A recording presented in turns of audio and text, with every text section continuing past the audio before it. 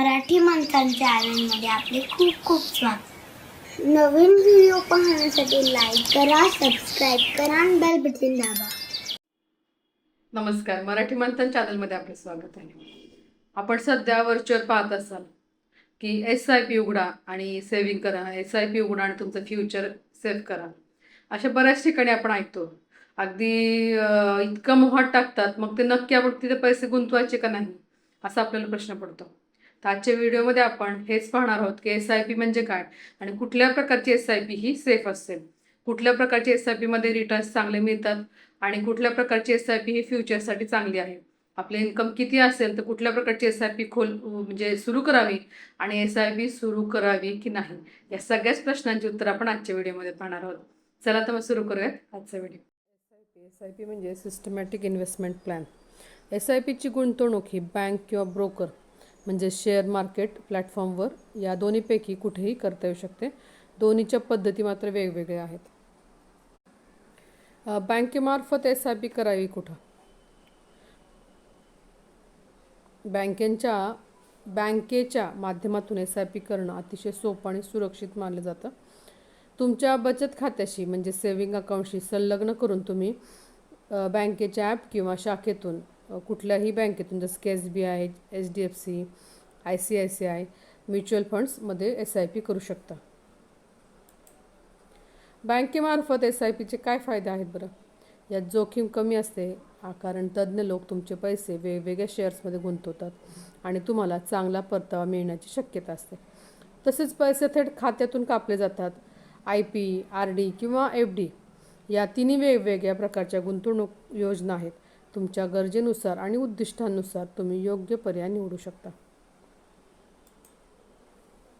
RD म्हणजे recurring deposit.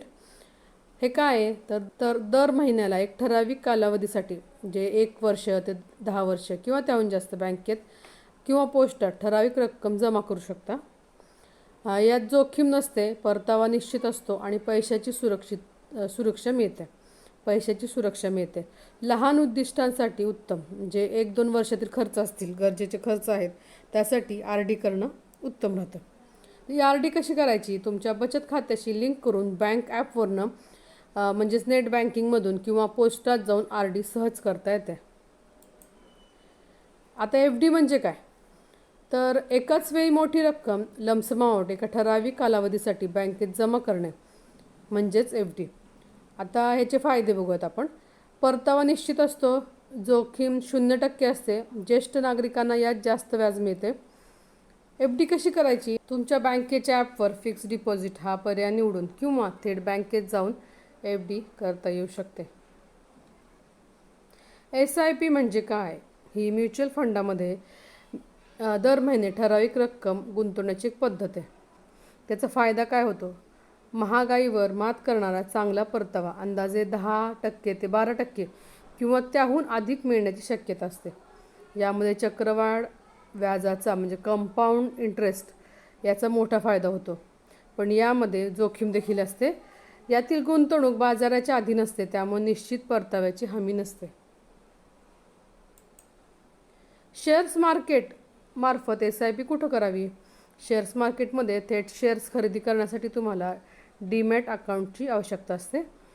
तुम्ही grow किंवा झिरोदा, अपस्टॉक्स, एंजल वन अशा विविध ब्रोकिंग ॲप्सचा वापर करू शकता. या प्लॅटफॉर्म्सवर डीमॅट अकाउंट उघडून थेट एखाद्या कंपनीच्या शेअर्समध्ये दरमहा ठराविक रक्कम स्टॉक SIP गुंतवू शकता. तर SIP नेमकी कशी करायची? कोणत्याही बँकेच्या ॲप किंवा Groww, coin by Zerodha, ET money अशा प्लॅटफॉर्मवरून तुम्ही थेट SIP करू शकता. यात थेट नफा जास्त मिळण्याची शक्यता असते, पण जोखीमही तितकीच जास्त असते. शेअर बाजाराची पूर्ण माहिती असल्यासच हा पर्याय निवडावा. या प्रक्रियेसाठी KYC पूर्ण करणे गरजेचे आहे. गुंतवणूक सुरू करण्यासाठी पॅन कार्ड, आधार कार्ड आणि बँक खात्याचा तपशील आवश्यक असतो. तुम्ही ज्या ॲप किंवा प्लॅटफॉर्मचा वापर कराल तिथे ही कागदपत्र अपलोड करून तुमची KYC प्रक्रिया काही मिनिटात पूर्ण करू शकता. गुंतवणुकीचे माध्यम निवडणे. तुम्ही दोन प्रकारे SIP करू शकता. तुम्ही ॲपद्वारे करू शकता SIP, किंवा बँकांमध्ये जाऊन त्याचा फंड हाऊसच्या वेबसाईटवर जाऊन तुम्ही डायरेक्ट तुम्ही SIP करू शकता. परंतु कुठलीही SIP करताना, कुठेही पैसे गुंतवताना तुम्ही 100% त्या गोष्टीची खात्री करून, बँक असू दे नाही तर म्युच्युअल फंड असतील, कुठला ब्रोकर असेल, एजंट असतील, यांची पूर्णपणे खात्री करूनच मगच तुम्ही पैसे गुंतवणं कायम योग्य राहील. कारण आपल्याला जास्त फायद्याबरोबरच आपला पैसा किती सिक्युअर राहतोय हे खूप महत्त्वाचं आहे.